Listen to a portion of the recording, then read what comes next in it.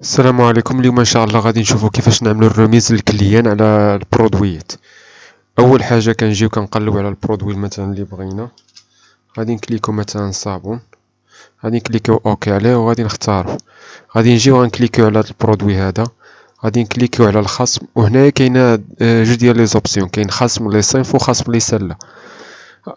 غادي نعملوا هاد خصم لي صنف. هاد خصم لي صنف يعني غادي نقص غير على البرودوي. مثلا انا بغيت نحيد له 10%. شوف كيفاش غتولي دابا. كيف ما كتشوفوا هنايا 22 درهم فاصلة 5، هنا عيطت له 10%.